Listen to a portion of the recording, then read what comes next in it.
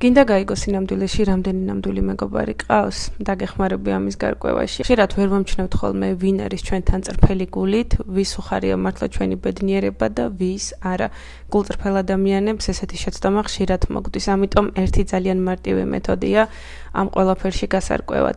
დაიწყე შენი საქმის კეთება, შენი ბიზნესის კეთება, შენი ვლოგის წარმოება.